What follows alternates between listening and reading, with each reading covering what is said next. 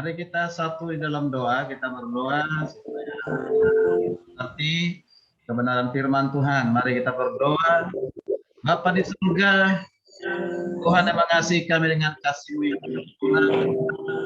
Kami bersyukur di bulan Februari ini Tuhan berikan kesempatan kepada kami kembali mengawali segala kegiatan sekolah Angkatan Laut Indonesia, terutama proses belajar mengajar. Kami melanjutkan proses belajar mengajar lebih dahulu kami datang beribadah kepada dan teristimewa kesempatan mendengarkan firman sabda-Mu yang adalah kekuatan bagi kami, terang bagi jalan kami, yang menuntun kami berjalan sesuai dengan rencana dan kehendak Tuhan. Karena kami tahu tidak ada kekuatan yang lain dalam hidup ini selain firman-Mu yang hidup, firman-Mu yang berkuasa mengubah setiap hati dan pikiran kami. Terima kasih Tuhan, urapi kami semua, tolong kami supaya kami boleh mengerti, memahami kebenaran firman-Mu. Siap dikoreksi, rela menerimanya, mengerjakan, melakukannya, bahkan menjadi kesaksian bagi orang lain. Roh Kudus, Roh kebenaran, pimpin kami dalam kebenaran untuk mengerti kebenaran dan hidup dalam kebenaran-Mu ya Tuhan. Dalam nama Yesus, hidup kami telah siap diberkati oleh kebenaran firman-Mu. Amin. Ya, di mute dulu. Ya, oke. Shalom. Kalau shalom, disapa saja begini. Shalom. Shalom, Pak. Shalom, Pak. Shalom, Pak. Shalom.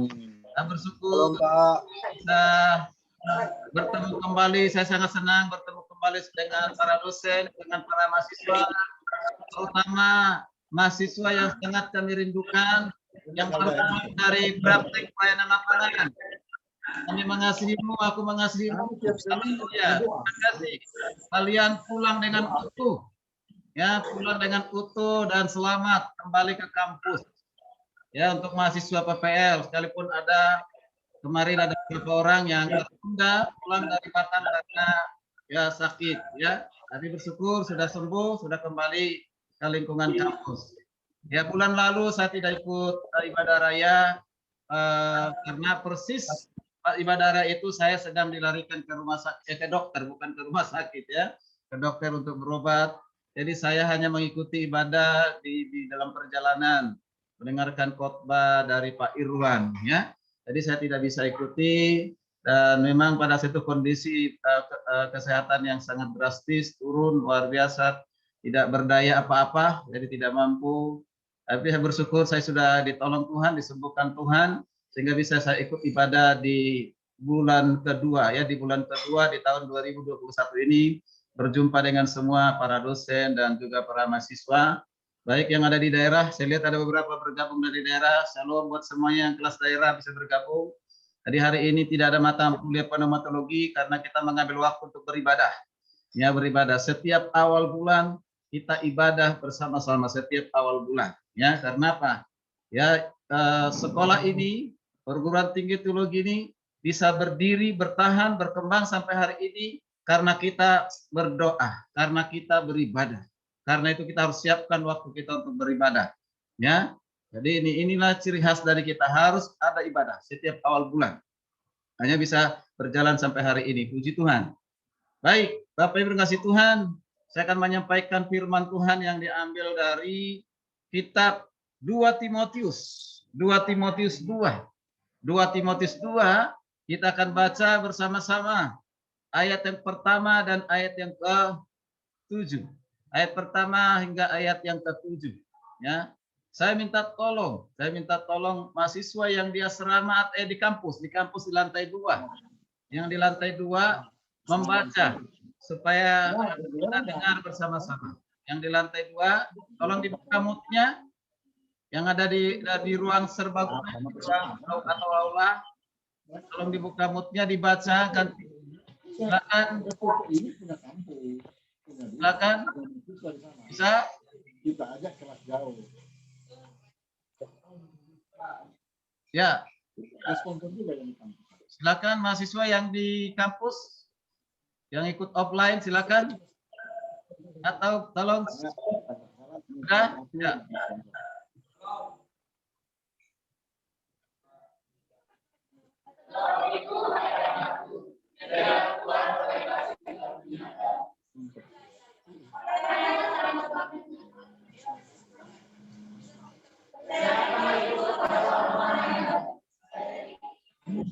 Ya.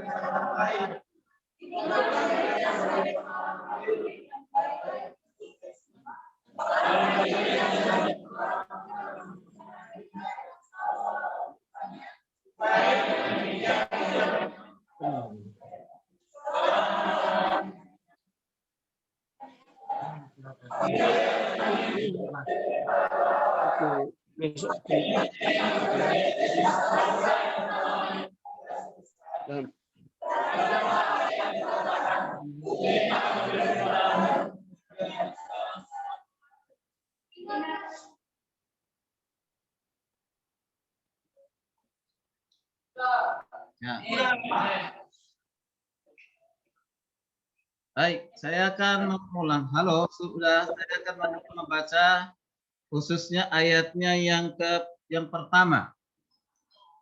Ayat yang pertama berkata demikian. Sebab itu, hai anakku, jadilah kuat oleh karena kasih karunia. Hai anakku, jadilah kuat. Jadilah kuat oleh karena kasih karunia di dalam Kristus Yesus Tuhan kita. Jadi kesempatan yang baik ini, yang berbahagia ini, topik firman Tuhan, tetap kuat di masa sukar atau tetap teguh di masa sulit. Tema ini tentu sesuai dengan konteks dari ayat Alkitab yang kita baca. Karena masa pelayanan Timotius bukanlah masa pelayanan yang mudah. Banyak ditemukan kesukaran dan kesulitan, bahkan penderitaan.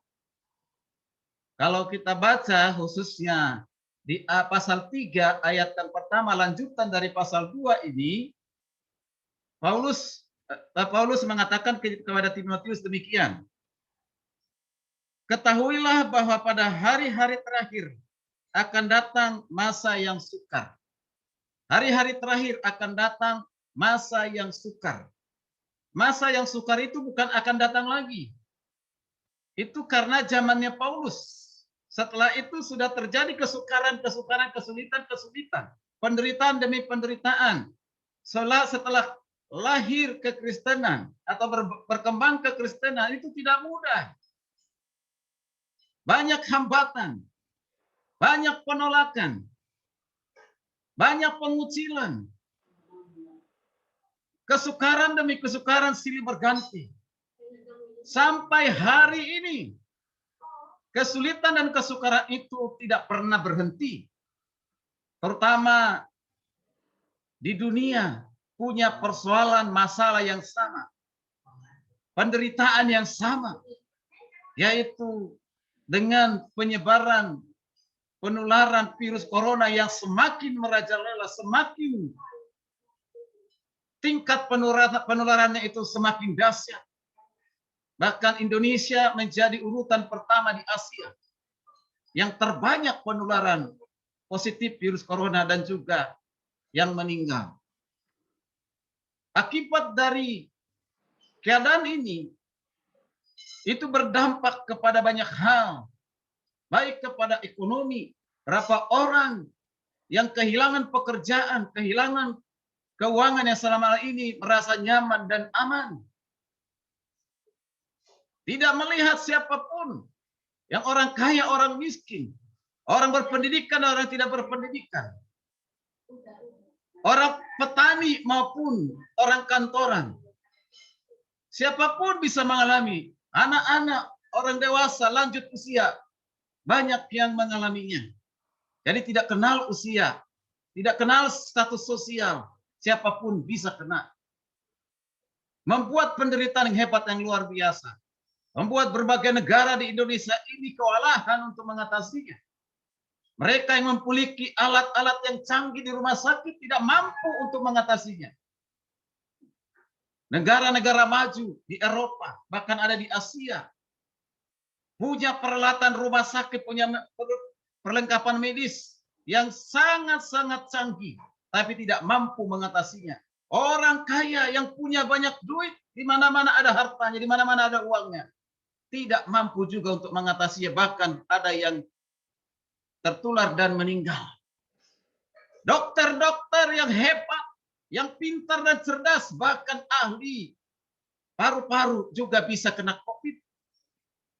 Berapa banyak dokter Indonesia yang terbaik menjadi korban dari COVID ini. Artinya apa? Dunia berusaha, para dokter berusaha, para medis berusaha, pemerintah berusaha.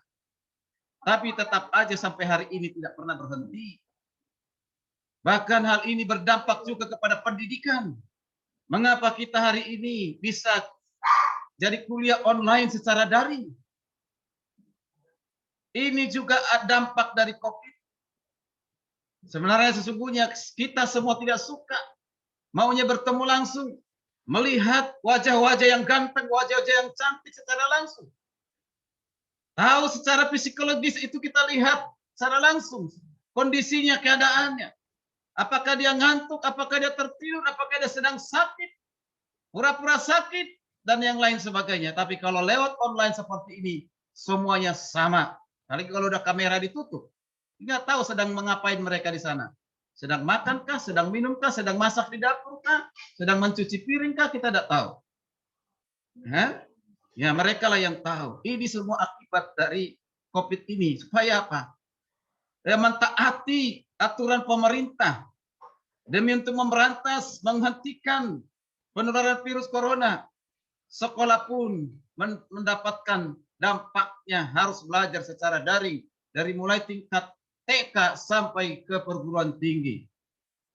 Luar biasa. Tidak satupun kekuatan di dunia ini yang bisa menghentikan. Maksud saya adalah, apakah kita dalam kondisi seperti ini masih tetap kuat? Atau mulai kita lemah? Atau kita mulai mundur? Panggilan kita sudah mulai kendor. Belajar kita pun sudah mulai tidak sungguh-sungguh, kata dia bisa dikontrol oleh dosennya. Mungkin kita sudah bermalas-malasan. Tugas pun dibuat secara instan. Mengapa? Karena tidak lagi dikunjungi perpustakaan. Hari ini firman Tuhan mengatakan, tetap teguh di masa sulit atau tetap teguh di masa sukar. Tetap teguh di masa sulit, masa sukar. Kita perhatikan nasihat bimbingan dari Paulus kepada Timotius. Ada 4 hal yang disampaikan oleh Rasul Paulus kepada anak rohani. Dikatakan, anakku. Ini menunjukkan hubungan yang sangat dekat antara Paulus dengan Timotius. Sangat dekat sekali, maka dikatakan anakku. Bukan anak, kalau dikatakan anak kandung. Bukan anak kandung secara lahiriah, tetapi anak rohani yang masih muda. Dikatakan, jadilah kuat. Dikatakan ini, jadilah kuat. Mengapa Paulus harus mengatakan, hei Timotius, jadilah kuat? Karena Paulus tahu situasi di lingkungan di mana dia melayani tidak mudah. Akan diperhadapkan dengan banyak kesulitan, banyak penderitaan, penolakan. Jadi Timotius harus siap dengan kondisi itu. Tentu bukan hanya Timotius. Kita semuanya ini masih muda, termasuk dosen-dosennya masih muda. Ya, kalau kita para dosen seperti saya, Pak Mesa, ini kalau di Israel masih remaja. Jadi berarti masih muda. Ya. Ya, kalau anak-anak kita ini ya masih pra-remaja barangkali seperti itu. Masih muda semuanya nih. Ya, masih muda. Nah, jadi nasihat bimbingan Paulus ini bukan saja kepada Timotius, kepada kita supaya kita kuat terutama menghadapi kondisi sekarang ini di lingkungan kita. Mari kita perhatikan orang yang kuat itu seperti apa. Ya kan? Menunjukkan bahwa dia kuat. Membuktikan bahwa dia kuat. Apa yang bisa kita lihat? Apa yang bisa kita lakukan? Kita belajar harapan dari Paulus kepada Timotius. Yang pertama, di ayat yang kedua. Di ayat kedua, berkata demikian. Apa yang telah engkau dengar daripada banyak saksi. Percayakan itu kepada orang yang dapat dipercaya, yang juga cakap mengajar orang lain. Dari ayat ini, mari kita perhatikan, kita simak harapan dari Paulus kepada anak rohani Timotius. supaya Timotius sekalipun dalam keadaan yang sulit penderitaan, dia tetap produktif. Timotius tetap produktif. Dikatakan, apa yang kau dengar daripadaku? Apa yang didengar oleh Timotius adalah Injil Kristus. Injil Kristus harus ditangkap, harus dimengerti, harus diterima. Menjadi bagian dari kehidupannya, mengubah kehidupannya. Apa yang dia terima ya Injil, dia harus mengerti, dia tangkap itu dengan kecerdasan yang Tuhan karuniakan kepadanya. Setelah dia tangkap, dia mengerti. Tidak cukup itu hanya ada pada dirinya. Tetapi dia harus beritakan kepada orang lain. Dikatakan, selanjutnya di ayat ini dikatakan, apa yang kau dengar banyak saksi, percayakanlah itu kepada orang-orang yang dapat dipercayai. Paulus menghendaki, mengharapkan Timotius supaya sampaikan ini, beritakan yang sudah ditangkap itu, yang sudah dimengerti itu, yang sudah dipahami itu, yang sudah dieksposi itu, yang sudah ditafsirkan itu, sampaikan, beritakan kepada orang lain. Orang-orang yang dapat dipercaya, orang-orang sudah dipersiapkan. Diharapkan seperti Timotius mengerti, demikian juga orang lain bisa mengerti. Karena apa? Ada bapak rohaninya Paulus yang sudah menularkan, kalau bilang penyakit, yang sudah mentransfer pengetahuannya kepada Timotius, seperti kita dosen-dosen mentransfer ilmu kita, pengetahuan kita kepada anak-anak rohani kita, kepada mahasiswa kita. Dan mereka mahasiswa ini kita harapkan juga mereka mentransfer itu, meneruskan itu kepada orang-orang yang cakap juga mengajar seperti mereka cakap. Mereka dapat memproduksi diri, melahirkan anak-anak rohani baru, melahirkan orang-orang Kristen yang baru. Kenapa? Mereka terima Injil, diteruskan Injil itu. Mereka mengadakan pembinaan di sana. Sehingga mereka dipersiapkan menjadi orang-orang yang cakap, orang-orang yang cerdas, orang-orang yang pintar. Dari yang pintar lahir yang pintar, yang cerdas lahir yang cerdas. Orang yang terampil lahir orang yang terampil. Sehingga dia bisa produktif. Dia lahir di dunia ini sendiri. Dia akan berjalan bukan lagi sendiri. Tapi sudah produktif, melahirkan banyak orang-orang Kristen baru. Tuhan pakai dengan kasih karunia Tuhan.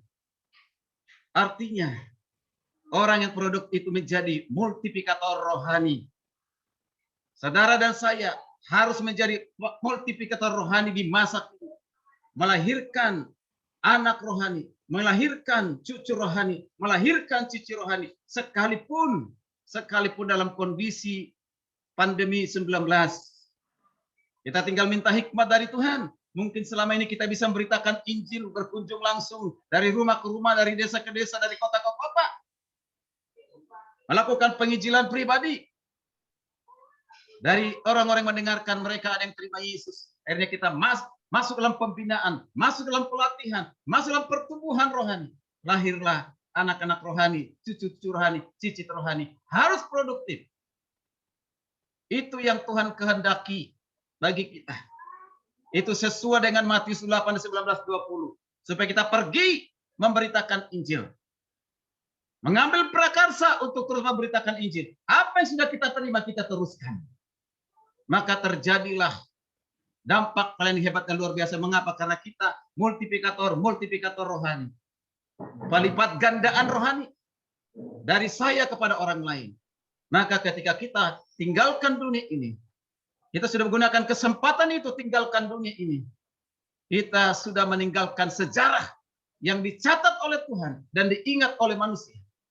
Dulu saya bertobat karena hamba Tuhan itu. Tuhan pakai dia. Tuhan utus dia. Sehingga saya bisa berubah. Sehingga saya bisa bertobat. Menyerahkan diri totalitas kepada Tuhan. Itu karena Tuhan melalui hamba Tuhan. Melalui kita. Jadi kita tidak lahir sendiri lalu pulang sendiri atau innalillahi sendiri. Tidak. Kita sudah meninggalkan sejarah di dunia ini. Itulah yang Tuhan harapkan kepada kita. Dalam keadaan sulit, dalam keadaan sukar, tetap produktif. Ini yang pertama. Lalu yang kedua.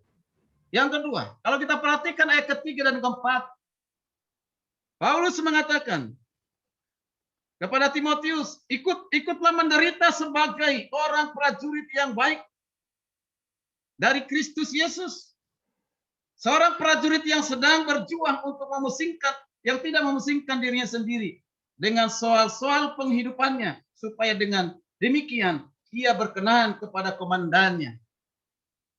Hal yang kedua, di masa sukar, di masa sulit ini, seperti apa harapan dari Paulus kepada Timotius, supaya Timotius menjadi seorang anak muda yang tangguh, yang kuat, seperti seorang prajurit. Ini suatu gambaran. Ini suatu apa dia katakan contoh. Prajurit itu menjadi suatu gambaran. Kita tahu prajurit itu seperti apa. Prajurit itu, kalau kita perhatikan apa dikatakan oleh Paulus, dia hebat. Dia mengerti tentang istilah-istilah militer. Luar biasa. Jadi seperti prajurit katanya. Prajurit itu yang kita tahu. Dia akan menjalani visi dan misi yang sudah ditentukan di institusi ataupun di kelompoknya. Dia harus mengikuti apa kata komandannya. Dia harus fokus dengan peperangan. Dia tidak lagi mengingat pada satu istri dan anaknya kalau sudah ada di peperangan. Yang dia lakukan, dia fokus bagaimana supaya dia tetap selamat di peperangan itu dan musuh bisa kalah. Itu yang ada di pikirannya. Lalu harus mengikuti strategi yang sudah ditentukan oleh militer, oleh komandannya, atau ditentukan di lingkungan militer. Harus tahu, dia tahu seberapa kuat musuhnya dan bagaimana menghadapi musuhnya. Apa senjata kita untuk menghadapi musuhnya? Terutama dia harus tunduk kepada komandan dan harus mengikuti apa kata komandannya. Itulah prajurit. Dia tidak memusingkan lagi dirinya sendiri. Hanya tidak mudah untuk menjadi seorang prajurit. Dia harus tinggalkan istri dan anak. Mungkin bagi seorang istri dan anak tidak nyaman ketika anaknya sudah diutus. Terutama ya kalau diutus ke DKI mungkin aman hanya menghadapi ormas. Tapi kalau menghadapi musuh yang sifatnya perang dan taruhannya adalah nyawa karena senjata dengan senjata. Berapa prajurit yang menjadi korban? Luar biasa. Bapak yang dikasihi Tuhan, apa gambaran rohani yang kita ambil dari sini? Saat-saat seperti ini, kita tidak terlalu memusingkan diri sendiri. Terlalu menjaga diri sendiri. Dalam arti, aku, saya, aku tidak boleh sakit. Aku tidak boleh menderita.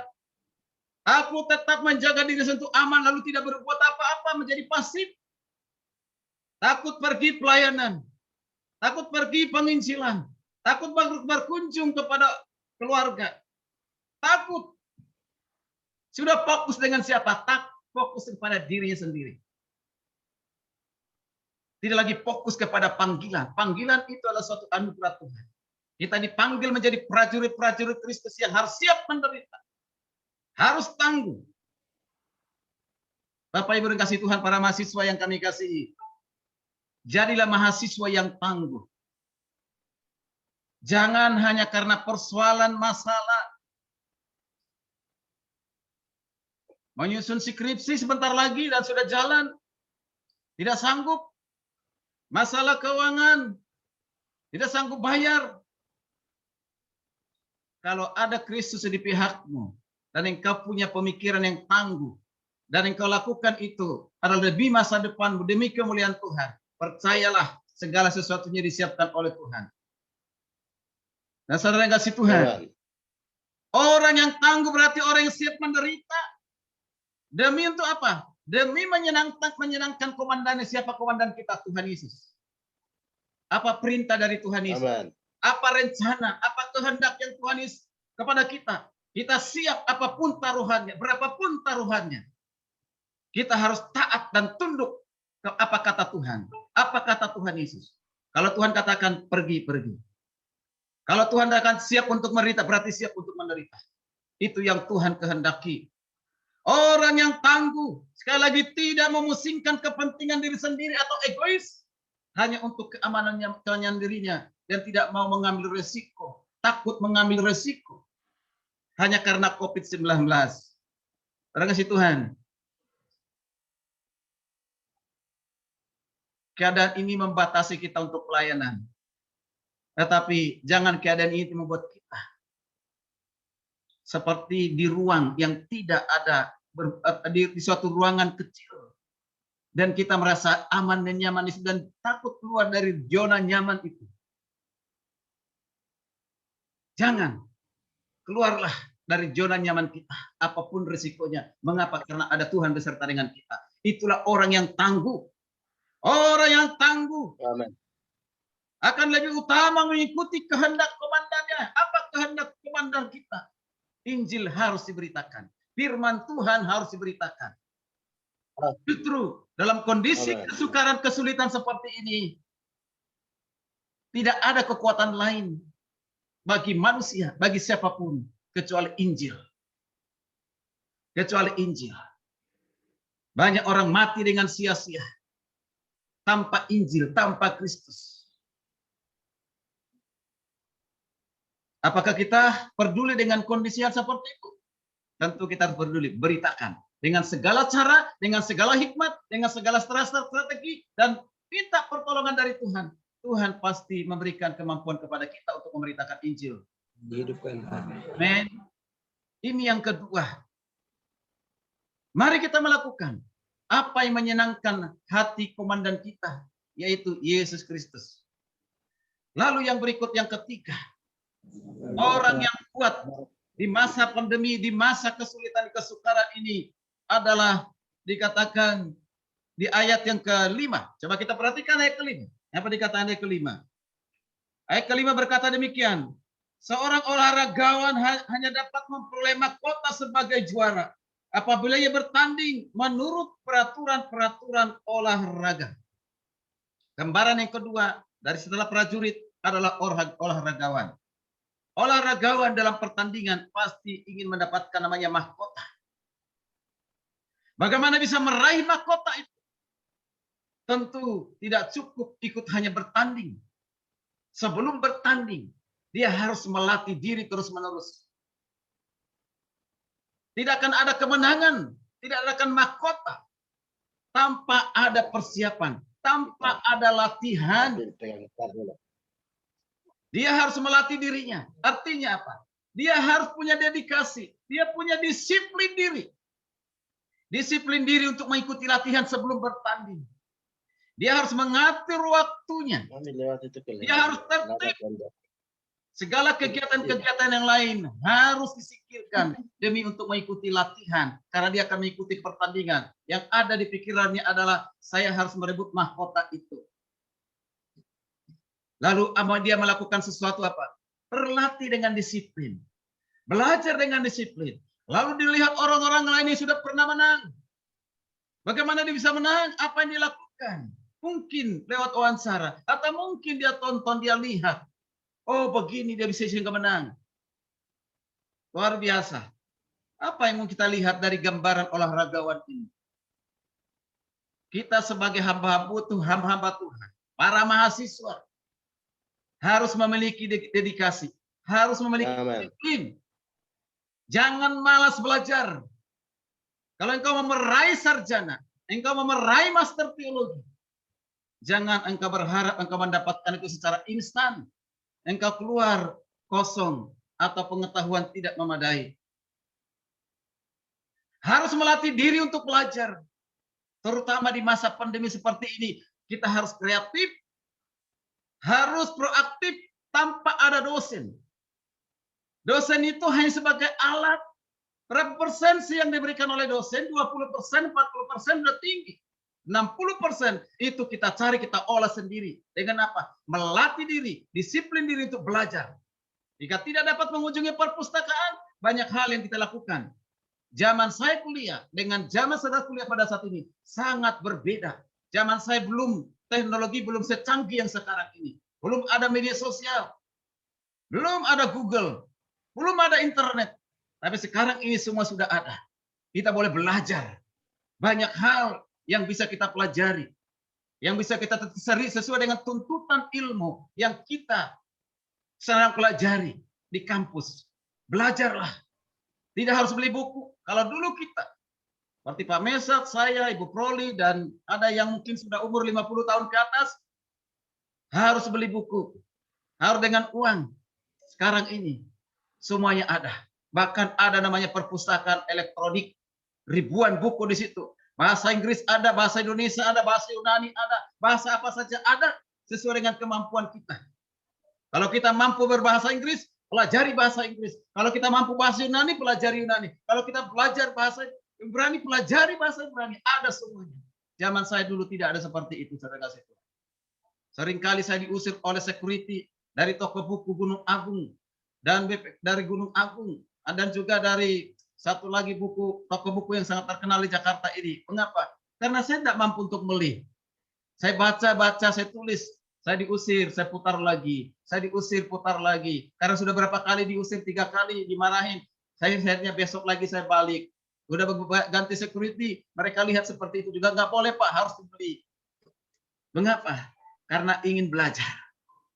Ingin belajar. Kalau seperti sekarang, ada handphone. Potret, langsung foto. Cak, gimana? Kita buka-buka, ada ini nih. Ini tugas saya. Foto, cak. Bisa. Ya kan? Nah sekarang, ini bisa. Dulu mana ada bisa seperti itu. Kalau punya pager pun sudah hebat. Pager, baru punya pager aja, sudah ditaruh, ditunjuk-tunjukin kepada banyak orang. Hebat, katanya begitu. Itu dulu. Ya kan? Nah, kita harus disiplin untuk belajar. Kalau mau menjadi orang kuat dan berdampak, tetaplah disiplin belajar, punya dedikasi yang tinggi. Amin. Atur diri untuk belajar. Terutama para mahasiswa yang sedang menyusun skripsi. Saya ingatkan. Itu harus hasil kerja kerasmu. Itu harus mulai dari nol. Jangan copy paste. Jangan karena dari orang lain. Orang lain yang sifatnya membimbing, mengarahkan. Bukan membuat, bukan apalagi membeli. Hati-hati, itu akan kau pertanggungjawabkan kepada Tuhan seumur hidupmu. Kalau engkau tidak jujur, maka itu dosa abadi dalam hidupmu. Mengapa saya katakan dosa abadi? Suatu saat anak cucumu bertanya, Bapak, Papa, Ayah, ini dulu hasil karyanya, Papa buat sendiri atau bagaimana? Aku kerja sendiri. Tidak mungkin kita katakan kepada anak, oh bukan orang lain buat. Setiap orang bertanya, kita lalu berbohong. Maka itu akan dosa abadi. Bapak Ibu yang kasih Tuhan, karena itu sekalipun sulit mengawalinya. Terutama mahasiswa yang menyusun skripsi dan juga tesis di tahap ini, di semester genap ini. Bekerja kelaslah, disiplinlah belajar. Disiplin bertemu dengan dosen pembimbingmu. Ya, jangan datang ke dosen pembimbing sudah bab kedua, bab ketiga. Jangan mulai dari nol, bahkan mulai dari judul. Konsultasi, disiplin untuk bertemu dengan dosenmu. Belajarlah. Sekalipun dalam kesulitan pada saat ini, tetap harus disiplin. Dan yang terakhir, mari kita lihat apa yang dikatakan oleh Paulus kepada Timotius di ayat ke-6. Ayat ke-6 ini gambaran seorang petani. Ayat ke-6 berkata demikian, seorang petani yang bekerja keras haruslah yang pertama menikmati hasil usahanya. Gambaran yang ketiga adalah petani. Jadi di antara kita ini mungkin rata-rata pernah petani, bahkan mungkin sekarang masih petani. Orang tua kita masih petani. Seorang petani berarti menyiapkan suatu lahan. Dia harus menggarap lahan itu. Setelah digarap lahan itu, maka mempersiapkan lahan itu supaya subur. Nanti tanaman subur. Baru menanam suatu tanaman tertentu di sana. Setelah ditanam bibit, maka bibit ini diharapkan harus bertumbuh. Bagaimana caranya? Disiram, dipupuk, diperhatikan jangan sampai supaya bebas dari hama. Itu semua dilakukan dengan sabar, dilakukan dengan tekun, dilakukan dengan kerja keras. Tidak ada malas-malasan. Seorang petani yang malas-malasan tidak akan pernah ada hasilnya. Seorang petani harus kerja keras, harus tekun kalau mau mendapatkan hasil. Seorang petani yang tekun, kerja keras, maka dialah yang akan menikmati lebih dahulu hasilnya, baru orang lain. Alkitab katakan demikian. Apa maksudnya dari gambaran ini, saudara kasih Tuhan? Kita ini dipanggil, dipilih oleh Tuhan menjadi penggarap-penggarap ladang Tuhan. Masihkah kita bersedia untuk menggarap lahan itu di masa-masa sekarang ini? Atau kita sudah tidak mau menggarap lagi? Saudara kasih Tuhan. Bagi mahasiswa yang dituntut pada saat ini, engkau belajar, tekun belajar, bekerja keras, banyak-banyaklah membaca buku, memahami Alkitab berulang-ulang. Sudah berapa kali membaca Alkitab secara berurutan dari kitab Kejadian sampai kitab Wahyu. Sehingga engkau lulus dari sekolah teologi, engkau belum pernah membaca Alkitab secara teratur 1 kali. Itu keterlaluan. Minimal, kalau saudara sudah belajar 3 tahun, 4 tahun, berarti minimal 3 kali sudah membaca Alkitab dari Kejadian sampai kitab Wahyu secara berurutan. Itu menunjukkan kita orang rajin. Orang rajin itu pasti kerja keras, tidak malas-malasan. Jangan baca Alkitab ketika ada hari ibadah minggu. Jangan hanya baca Alkitab pada saat kita mau berkhotbah. Jangan baca Alkitab karena ada tugas. Tapi bacalah Alkitab ini dengan rajin belajar. Bacalah buku-buku yang pendukung saudara untuk bisa maju di perguruan tinggi teologi Kataros, di mana saudara belajar. Semuanya kita, para mahasiswa ini terutama, belajar. Apa yang mau kita sampaikan, kita beritakan kepada orang lain. Kita menyampaikan apa yang sudah kita terima, apa yang sudah kita mengerti. Karena kita rajin, tekun belajar. Bukan saja tekun belajar, tetapi tekun juga berdoa, bersekutu dengan Tuhan. Ketekunan kita bersekutu dengan Tuhan, itu akan memberikan kepada kita hikmat surgawi untuk boleh belajar, diberikan kecerdasan. Bukan hanya kecerdasan otak, kecerdasan pikiran, tapi kecerdasan hati kita. Banyak orang cerdas otaknya, tetapi tidak cerdas hatinya. Percuma. Jadi harus cerdas pikiran, cerdas hati. Dari mana itu? Karena kita dituntut belajar, jangan sampai malas. Ini. Maka suatu saat ketika kita sudah berhasil, siapa yang menikmati keberhasilan itu? Saudara sendiri. Bukan saya sebagai dosen. Bukan Pak Ibu Proli sebagai dosen. Kita hanya mendengar berita sukacita saja. Oh, si Anu sekarang sudah menjadi gembala sidang, sudah menjadi pendeta, sudah menjadi dosen, dan yang lain sebagainya, sudah menjadi pegawai negeri. Siapa yang menikmati? Kalian sendiri. Kami hanya mendengarkan berita sukacita, kami sudah senang keberhasilan kalian. Bagaimana meraih itu? Tentu apa yang kerjakan hari ini, apa yang kita lakukan hari ini, menentukan hasilnya hari esok. Masa depan sungguh ada, kata Amsal. Masa depan sungguh ada. Masa depan yang cerah. Tapi mari kita raih dengan bekerja keras seperti petani. Dengan tekun, dengan sabar. Dan yang terakhir. Di ayat yang ke-7. Setelah kita perhatikan ayat yang ke-7. Ayat ke-7, apa kata Paulus kepada Timotius? Perhatikanlah apa yang kukatakan. Tuhan akan memberi kepadamu pengertian dalam segala sesuatu. Dikatakan, perhatikanlah apa yang kukatakan. Paulus katakan kepada Timotius, perhatikanlah apa yang kukatakan. Semua yang dikatakan itu diperhatikan. Seolah-olah ini adalah emergensi, darurat. Harus segera dikerjakan. Jangan tunda. Jangan tunda-tunda. Orang yang suka menunda-nunda itu berarti membebani dirinya sendiri. Tugas akan lebih banyak. Artinya apa di sini? Perhatikan. Perhatikan artinya apa? Tunduk kepada otoritas. Timotius harus tunduk kepada otoritas Paulus. Perhatikan semua apa yang aku perintahkan, apa yang saya katakan lakukan. Terima kasih Tuhan. Timotius tunduk kepada otoritas. Otoritas itu adalah ada pada Paulus. Maka harus tunduk kepada Paulus. Apa dikatakan oleh Paulus? Apa dikatakan oleh Paulus harus dikerjakan, harus dilakukan.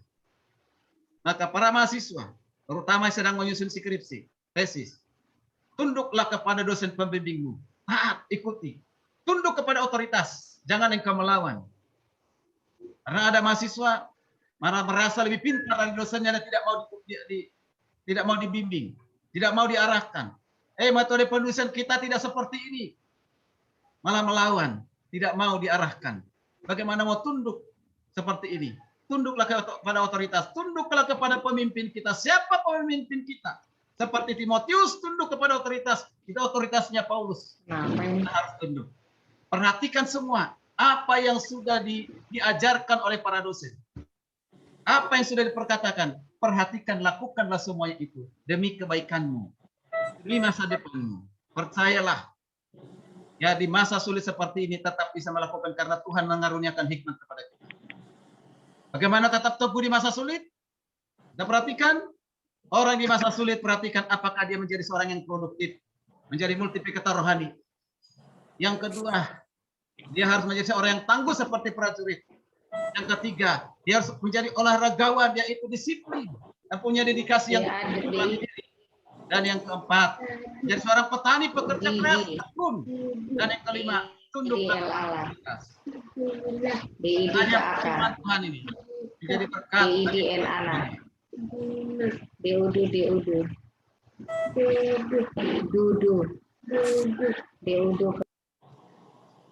Bapak Ibu yang kasih Tuhan, firman Tuhan sampaikan ini kiranya dapat dimengerti. Saya berharap bisa dimengerti, dia dengar, lalu kita dapat mengerjakan, melakukannya dan membagikannya. Mari kita akan akhiri di dalam doa. Mohon kesediaan dengan hormat Pak Jakob Ishak untuk berdoa mengucap syukur atas firman Tuhan.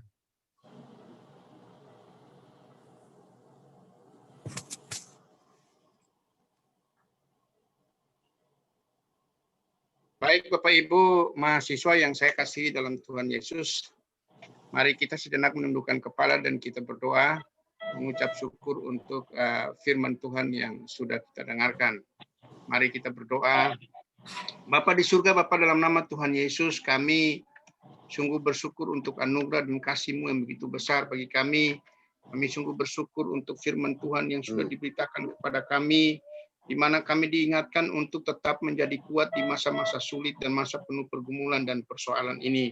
Kami percaya bahwa janji firman-Mu ini berlaku bagi kami semua, bahwa pencobaan-pencobaan yang Tuhan izinkan terjadi dalam kehidupan kami tidak melebihi kekuatan kami, karena ada janji dalam firman-Mu bahwa ketika kami dicobai, Engkau memberi kami kekuatan untuk kami cakap dan kami sanggup menanggungnya.